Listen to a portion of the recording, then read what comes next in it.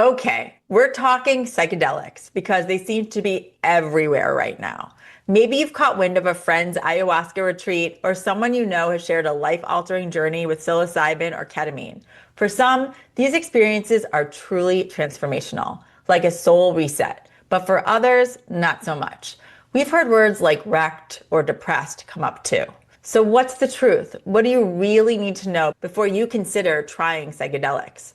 We're kicking off the first of several eye-opening conversations on the topic of psychedelics, and we're honored to have Lisa Solomon here to guide us. Lisa is a cannabis and psychedelic industry expert with a deep understanding of plant medicine, policy, and the importance of safety, intention, and integration.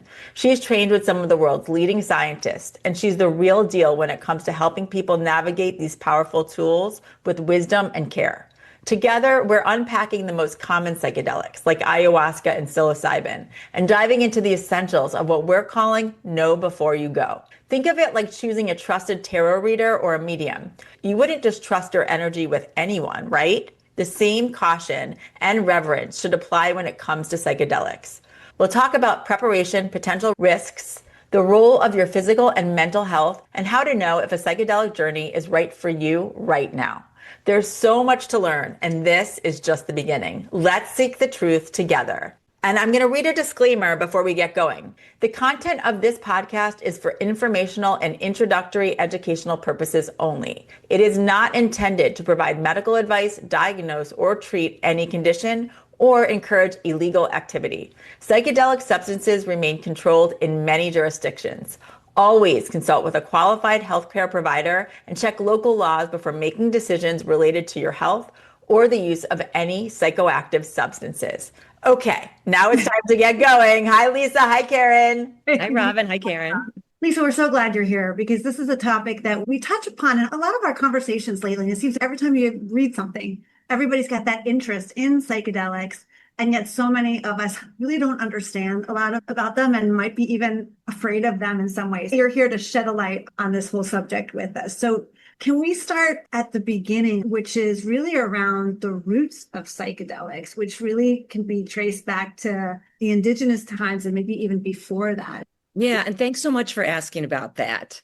And thank you for having me for this conversation here. I agree. So many people want to know and don't know where to go for information. So I love that you are providing this. You've touched some of your podcasts, and I love that you're continuing to offer more. So psychedelics do have indigenous roots, and it's very important to honor and acknowledge the indigenous cultures who really stewarded this sacred plant medicine for generations. Mm-hmm. Traditions involving ayahuasca and psilocybin, which we'll focus on today, as well as others such as peyote and San Pedro, have very long histories rooted in healing, community, and spiritual wisdom. And much of what is now being discovered in the modern world comes from the knowledge that was held in these communities and passed down generation after generation for thousands of years with great respect and care. That's a beautiful way to set that up. So there is so much history in this ancient medicine, really. How do you define psychedelic medicines? That's a good question. There's substances that can alter perception, mood, and understanding in ways that can lead to profound psychological insights, emotional healing, and spiritual experiences, especially when used intentionally and in ceremonial or therapeutic settings. A lot of people will confuse the recreational versus the medicines. Let's talk about that for a second. What does that mean? When we think about medicine and how these can be used, you were just touching on it, but really, how can somebody think about psychedelics as medicine versus the recreational? Part of it is related to dose, and a big part of it is related to intention. Are you using it for a short escape from reality, or a way that you think you're going to have more fun at a concert? Or do you really want to feel these like spiritual connections that you have felt, but would like to see if you can feel them deeper, or reach levels of connectivity you haven't had, or you're aware of all the research that shows that there are a lot of healing properties within these medicines. So it's intention, setting, dose, a lot of different things that come together. Yeah, I think that is really important. Especially, I would say, I think about so many of my friends who experimented in college with psychedelics. And most of them did not have that intention. And at the time, we didn't really have all of this research at our fingertips, which we do now. And we can be using this in this way of really transforming your life in a completely different way. So it's important for people to understand that there is a difference.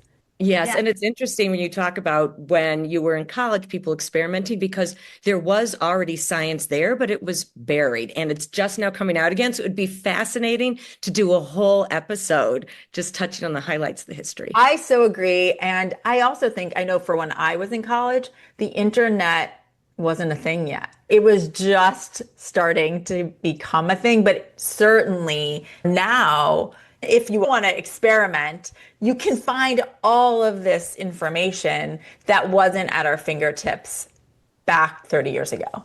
And you can find some of the things we'll talk about later on, like the potential drug interactions if you're on prescription meds. We'll get to that later, but there are a lot of important things to know. I love how you put it because some people do look at these medicines as escape tools versus getting that spiritual connection, which was really the intention of them to begin with. And when we talk about people using them as an escape, they actually can help break up rigid thought patterns. So for someone who does have ruminating thoughts, or they might be getting some therapeutic benefits when they're using them recreationally, they're just not getting as much out of them as they can. And I don't know if we want to touch on this now, but I'm going to just ask it, which is how do these drugs, and we're going to go into each of these more specifically, but how can these help somebody see things in their life and just see things differently? So one of the big things is there's something called the default mode network, and this is a neuroscience term. It's used in psychology and in psychedelic medicines. When you interrupt or temporarily stop like the default mode network, it's allowing you to see things differently. They talk about ego dissolution happening. So you can have connections and insights and things that your mind wouldn't normally allow you to see. And a common term that people talk about is like monkey mind. You have monkey mind, like those ruminating thoughts. You're stressed. Do I have to pick up the kids? Is dinner gonna be ready? Do I have that project finished? And this just gives you a break from that. And if you think about what it's like when all those thoughts just go away and what can come in, that's one of the beauties of psychedelic medicines. That's a cool way of thinking about it. I never thought about it that way. So, what are the classic psychedelics? So classic psychedelics have been used in ceremonial, indigenous settings and modern clinical settings. So they include psilocybin, which a lot of people think of as magic mushrooms or shrooms, LSD, which is a synthetic compound that was initially derived off of a fungus, DMT. Some people have heard of DMT, and others that have not, I don't think realize that is the active psychoactive component in an ayahuasca brew. It's not actually in the ayahuasca plant. It's in the chacruna leaf, which is brewed with the ayahuasca vine. And the reason they're done together is because there's something in the ayahuasca that prevents the stomach like from breaking down the DMT, so you can have this beautiful psychoactive experience. And the human body actually produces a small amount of DMT. Now, they're still wanting to do more research on it. They think it's possibly in the pineal gland, but they don't really understand the function and what it's doing. And then another one is mescaline, which is found in peyote and San Pedro cacti. And then what about ketamine?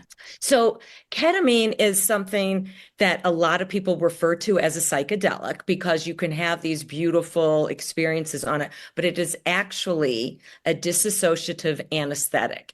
So it's working on different mechanisms, but ketamine is something that is legal in the US. It was first used as an anesthetic, and it's being used off-label for a lot of different mental health conditions. And I know we're going to focus mostly on ayahuasca and psilocybin in this conversation. If you were trying to tell someone like me who has absolutely no idea how they actually work, can you give us just a super high level just so that we can understand? I know they don't all work the same for every Right. person, but just generally, what's the impact of how they work? So I'll give you like a high level overview because we're going to keep it simple. There's a lot about receptor sites in the human body, and I don't want to get into the specifics because we'll just drown people with the science talk. But anyone who wants to really see that, there are so many articles on PubMed. First of all, I want to say there is so much science behind it. Research is going on at major universities in the US and around the world. You've got Johns Hopkins, Harvard, Yale, Stanford, NYU, a bunch of the UC schools, even University of Madison, Wisconsin, and University of Alabama. The list just goes on and on. So I mentioned earlier the default mode network that it breaks up. So that is a really big thing that psychedelics do. So because that default mode network is running in the background and is very active when your brain is at rest, psychedelics allow you to break free from that. Imagine anyone who's old enough to, or who likes music enough to have a turntable. When the needle gets stuck and you'd hear the same thing over and over again, psychedelics can help you stop hearing that same thing over and over. And when that is not running, it gives you space for new insights, spontaneous thoughts and feelings. And sometimes they're very difficult to describe. People will want to talk about their experience and they can't even find the words to put to what they saw or what they felt because they're going places that they haven't been before. So they don't have the language that. Another big thing with psychedelic medicines that is so fabulous and that there's a lot of continuing research on is neuroplasticity. So psychedelic medicines can actually help form new and repair damaged neurological connections. So it's really opening people up. And it is believed that window of neuroplasticity and neurogeneration continues after the experience. So that's one of the things we'll talk about, like with the integration and giving yourself time after a medicine ceremony. But that can just provide you with amazing windows for emotional breakthroughs, healing, lasting behavioral changes. In general, though, do each one of these medicines have a set purpose? There are different things that different medicines are believed to really support more than some of the others. And there's still a lot of research, and we can spend a whole session talking about all different medicines. But for example, I'll give you one we didn't discuss today because it's somewhat unique, and that is ibogaine. It's from the iboga plant, which is mainly found in Gabon and some other surrounding countries. And that is something which everyone agrees probably has the lowest abuse potential of any of the psychedelic medicines because you are purging from just about every orifice. It could go 24, 36 hours. It is a brutal experience. I've been told by people who have done it or oversee these ceremonies, but it is showing incredible potential for not just helping people that have addictions a bit, but actually curing the addictions. And it's in the early stages of the research. So they're looking to see these people who've been great for 2 years and were a hardcore alcoholic for decades and now can have an occasional drink and never have a compulsion for a second. Is that going to continue for the rest of their life? If they've been going great for 2 years, might they need another ceremony or experience to maintain that? While it's incredibly promising, we don't have all the parameters set. So yes, they are different. And MDMA is fabulous for people dealing with post-traumatic stress. And also it's fabulous for people, for couples that want to get closer. But again, these medicines have things they're great at and also have cautions. MDMA, when it's done as part of a couple, can increase the emotional bonds. So if this is a relationship where there is any type of abuse, the therapist really shouldn't be using that. They should know enough not to because it can tighten that emotional connection, making it harder for the person who is abused to actually leave if they need to leave that situation. This is all part of that know before you go, right? And Yes. making sure you're working with somebody who is versed deeply in Yes. all that it can do and understanding who you are. Exactly, exactly. Because there could be a tendency, because my best friend did LSD and it was a wonderful experience for her. It may not necessarily be the right choice for me, but I know we're going to get into that. And probably the dose Yes. thing. Like, I think that's a big part of it too. It is. Dose is huge. And on another episode, we can talk about microdosing, but with psilocybin, And Right. LSD, people use microdoses or take full doses depending on what their experience to be. Yeah. So let's focus on ayahuasca first. Let's talk about what that is. And you mentioned a little bit, but how that works and why someone would want to experience ayahuasca. Yes, a lot of people want to experience ayahuasca because they feel like they have the potential to have a profound, life-changing experience. A lot of people do. Not everyone, but a lot of people do. In terms of actual safety, I just want to say that ayahuasca, there's archaeological evidence to show that it's been used at least 1,000 years, likely much longer. So in terms of toxicity, both ayahuasca and psilocybin are plants that are believed to be very safe when prepared and dosed properly. So then what is the know before you go with ayahuasca? Wow, there is a lot with that because there's a term that it gets thrown around like in psychedelic circles called ayatourism. When you say that, I know exactly what you're saying. Yeah. Yes, retreats have popped up all over the place and they vary greatly.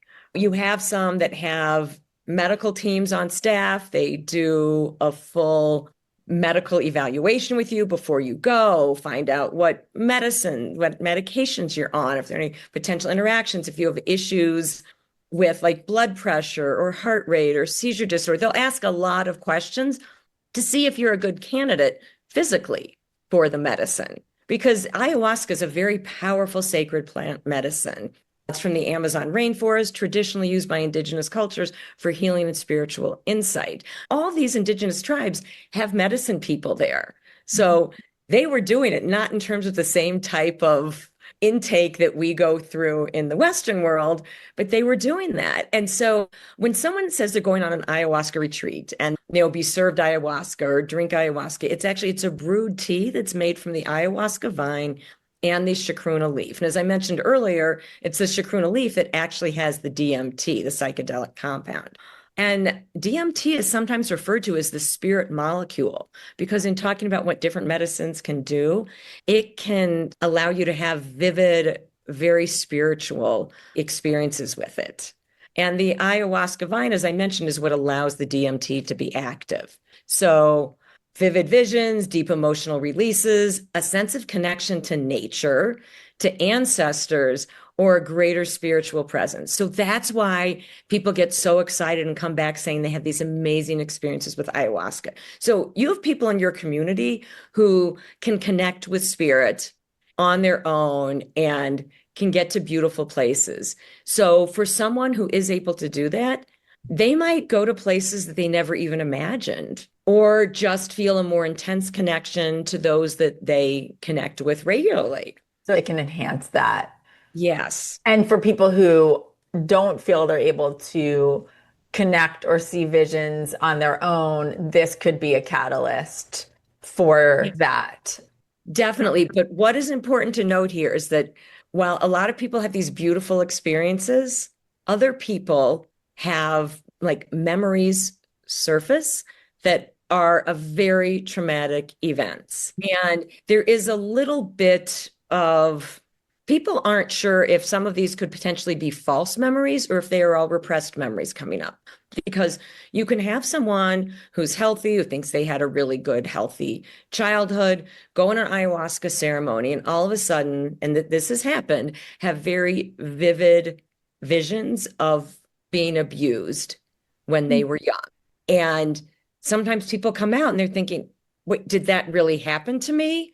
I have no memories of this. They may realize there's a time period of their childhood where they really don't have many memories. So maybe they are repressed memories, or maybe they think they remember everything and can't understand why they are seeing that. They can be very intense in a positive or a very unsettling way. And this is why it's so important to do the appropriate preparation with someone, doesn't have to be a therapist, but someone who is trained or very knowledgeable about the conversations that need to be had prior to a ceremony, and that anyone doing this has an integration therapist to talk to afterwards, and someone who really understands what can come up during psychedelic medicine ceremonies, that understands what they are seeing. Maybe it didn't actually happen, but maybe it's a representation of another type of trauma that happened. So they understand the types of questions to ask to help guide someone through figuring out to the best that they can what these visions actually were. Was ayahuasca always used this way? Was always the intention for it to help a person enhance that more spiritual connection? Or was there some larger purpose? Was it part of a ritual for the tribe? Was it for physical reasons? Or it seems very specifically that this is used to have that spiritual connection, but I just wonder if there was something more. My studies are not deep enough to give very specific answers to that, but in general, yes, in indigenous use, this was part of their culture and supported their spiritual connection to their people. So that's why it's hard. I think they see people using these as recreational drugs or people going out to ceremonies that are not being led by shamans. They're people that understand and know and respect the medicine. And it creates a bit of an issue for people, anyone, whatever religion you are, whatever your beliefs are, if there's something that is sacred to you and all of a sudden you see people using it, tossing it around like someone would toss around a ball, you feel like they're not respecting your culture. So that's why it's good to understand they didn't use them as recreational drugs. They were part of the ceremony. Another thing I want to make sure to throw out that people don't realize, someone comes back and says, oh, it was wonderful, it was great. They might not have mentioned that they were vomiting. I was just going to say that. We haven't discussed that part of it. I can't even say the word ayahuasca without thinking about the word vomit. Like, to me, they're connected.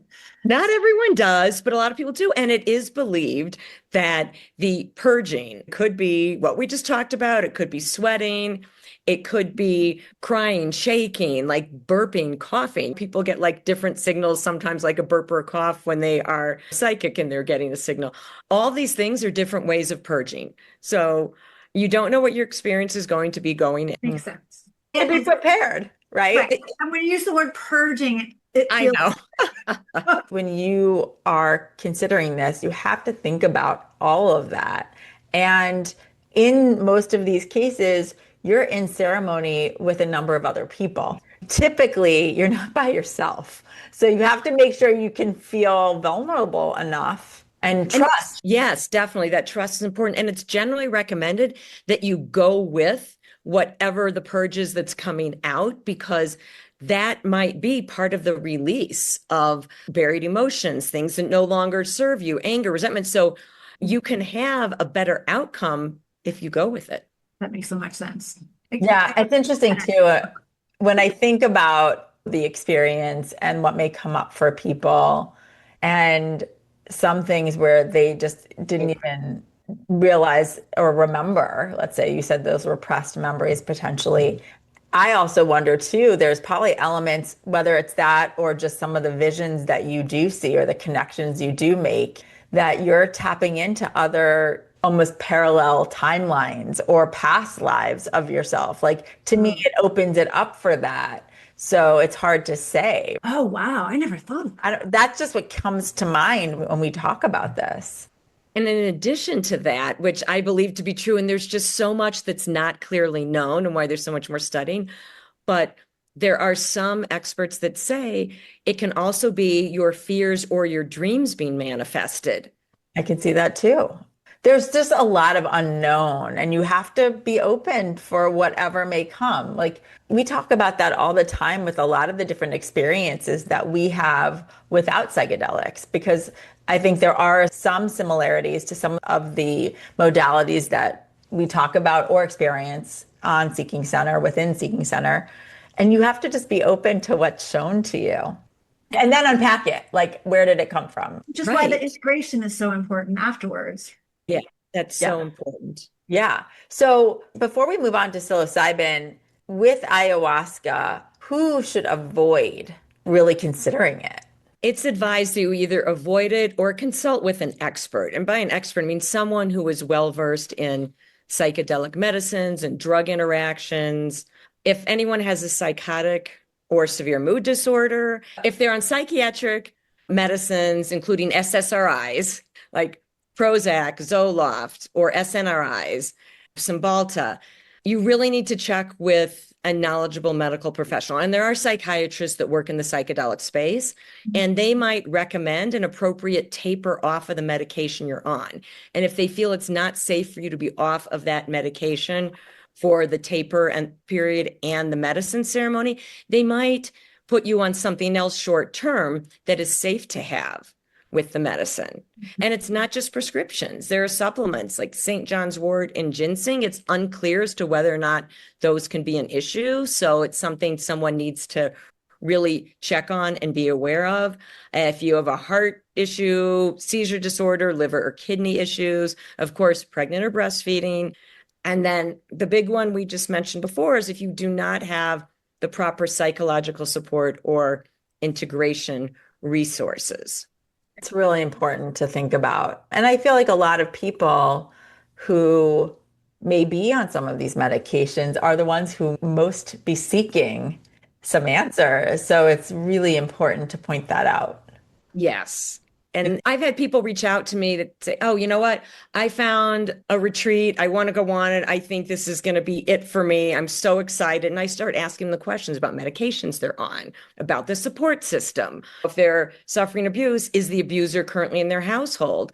And they hadn't thought about any of these things. And so there's ways to still experience it, but you just have to take the precautions and have conversations and do what's necessary physically too.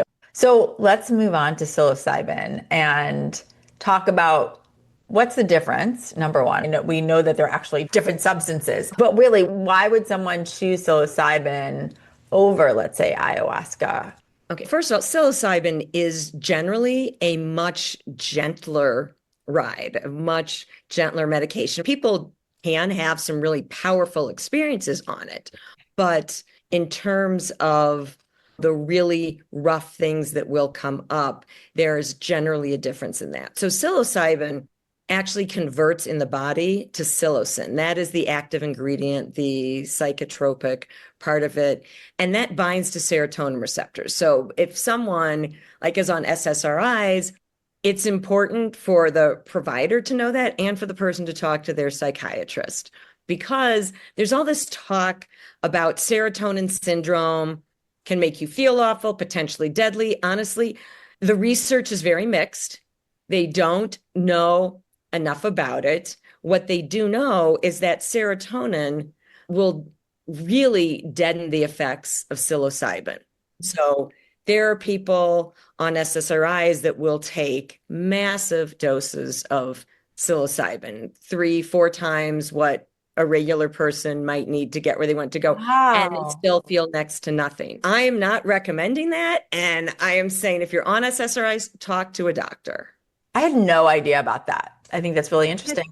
What can someone potentially expect during that kind of dose, like a full dose of psilocybin and that kind of experience? So sensory perceptions can be different. So colors can seem brighter, sounds just more vivid. And some people see visual patterns, like geometric type of grids, different colors, and they might have some mild, like hallucination type of visions. Emotions can be really amplified, whether it's joy or fear. It can help bring unconscious material to the surface. Time is often distorted for people. Like they may feel like minutes can feel like hours. So the sense of time are completely dissolved. So you may not know. And again, you get ego dissolution with this, like you do with ayahuasca. So that's what can help lead to profound insights. And again, psilocybin, there has been research to show that you get a neuroplasticity boost. So it can not only help your brain in general, but that is one of the things they believe that can allow for like new perspectives and breakthroughs, because your brain can just work a little bit differently. It's less rigid. Yeah, I can't remember if you explained what neuroplasticity is, just to make sure people understand it. Okay, so in simple terms, it's a period where the brain can just be like more elastic, can do more things. It's just less rigid. It allows for flexibility in the brain. just like you Somebody said. mentioned it's like skiing, like going Oh, down the same street, Yes. just like other skiers have gone before, other thoughts have gone before, and it's Yes. fun to go down the same one over and over. So it's hard to diverge from that one path. Whereas this almost puts a layer of fluffy snow on top of it that you can carve a different path. I see love the way new you put that. perspectives and have emotional breakthroughs. Yes. Yeah, I love I that. want to touch base on something about these being everywhere. You can buy them everywhere. Another caution here is that a lot of the magic mushroom products people are seeing all over Instagram and in gas stations and head shops and everything else, they're not actually the psilocybin mushrooms. They're a type of mushroom called Amanita muscaria. And it's actually like the one in a lot of the shroom pictures, the red ones with the white dots. If it is dried and prepared properly, it can be safe and give you a psychedelic like experience. However, they can be toxic if not prepared properly. So, when you're buying something that has no testing requirements that could potentially be toxic, be careful. That's a huge thing for people to think about It's because that's true. scary. And the way they're labeling them and marketing them now, it's like just this fun candy that you eat and you can just pick your poison. You can feel happier, you can feel more relaxed. There's a loophole in the law that allows those to be sold because they weren't specifically named as something, as that substance not being legal. But a lot of the mushroom products that are sold in all these same places do have psilocybin in them. But again, there's no testing required. Do you really know what kind of dose you're getting? So if someone is going to buy things like that, be careful. I would never recommend taking something in public till you've tried it at home and know how that specific batch of that product affects you, and to have a trusted person nearby. There are a lot of things to consider. From a psilocybin perspective, is it legal in states? How does that work? So psilocybin is not legal for personal or recreational or self-medicating use in the US. However, in Oregon and Colorado's program is coming online, it is legal for therapeutic use, but they have very strict guidelines surrounding those. And it's only at licensed treatment centers, and it's very expensive. So it's great that these have been rolled out, but a lot of changes need to be made because if it's going to cost you $15,000 to do a psilocybin experience, that makes it cost prohibitive for the average person. And with psilocybin, let's say, and ketamine, if someone were trying to help, let's say they've been constantly depressed, is one better than another? I know you can't make that blanket statement, but who would consider psilocybin versus something like ketamine? Okay, so first of all, ketamine is legal if Legal. you're going to a licensed provider. The other thing is, ketamine is believed to be one of the best things to just like break up suicidal ideations. And it can last for a little bit. There are protocols, though, where if someone is really battling severe depression, they might be going 2 or 3 times a week. There are different protocols for ketamine for a couple of weeks, a certain number of sessions, therapy in between. So that can be done in practically any state in the US. The issue is because it's off-label use for the ketamine, it's not being used as an anesthetic. The ketamine administration itself is not covered by insurance. If your insurance covers therapy, those sessions, that part of the experience can be, but a ketamine session can easily be a few $100s. And if the protocol calls for 6 or 8 sessions, you're talking a couple $1,000s in that range. This is part of why we need more people to understand these medicines so people can advocate, we can get laws changed, get insurance reimbursement. I also want to go back to psilocybin for a second. I have this really quick, interesting story about a friend that was growing mushrooms and going to use them in having more of an awakening experience. And mushrooms are living, breathing organisms. And what's interesting is the mushrooms were absorbing a lot of negative energy. mushrooms can also obviously absorb a lot of positive energy. Like we have another person that we knew that was growing them and using Reiki on them every day. And so when people ended up using those mushrooms, they had a very healing experience. But this person, I wish I could remember the why of why these mushrooms happened to be in a place where they were receiving a lot of like negative talk.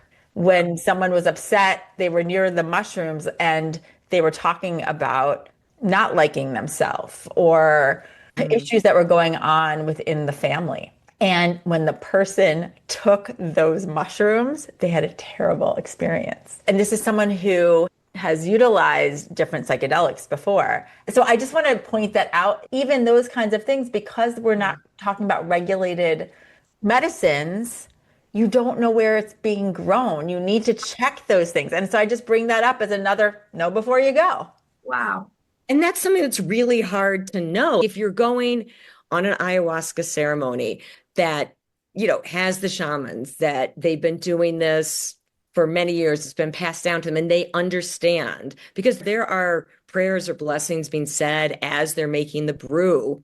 It's very different than if you're going to maybe an underground ceremony in your town where someone thinks it's really cool and they manage to get a hold of things and they're blasting music or whatever it might be. And like you were saying, having these negative conversations around the medicine, what is that going to do?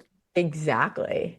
Lisa, what I love about your interest and experience in this area is that you love to follow the science as well as just the application of the medicine itself.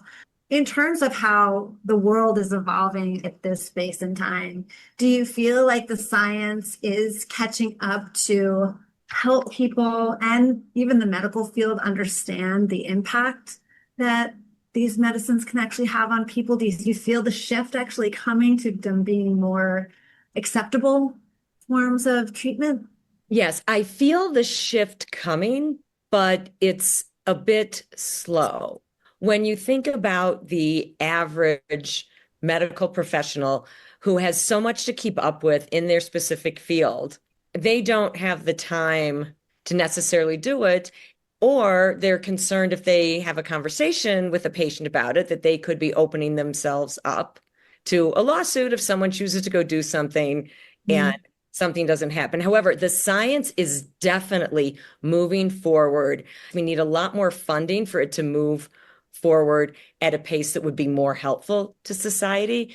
There are incredible medicines in the pipeline. There are things in phase 2 and phase 3 FDA trials. A lot of people have heard about the MDMA for PTSD with the veterans, but what a lot of your listeners probably have not heard of yet is they're, I think, nearing the end of phase 2 trials with a synthesized version of psilocybin in a lab. So the effects will only last 3 to 4 hours instead of possibly 6, 7, or 8. And this is for women with postpartum depression. And it has been incredible. The results are absolutely amazing. And because there are some women leading some of this research in the field, we are seeing things that are actually being made to treat issues that specifically affect women. And it's just, we need to get this out there more in the public so more clinicians understand that they have a lot of patients that are actually experiencing these medicines, and a psychiatrist should not be writing any prescription without specifically asking, do you ever use any psychedelic medicine? Same thing with any other type of physician that's prescribing medicine.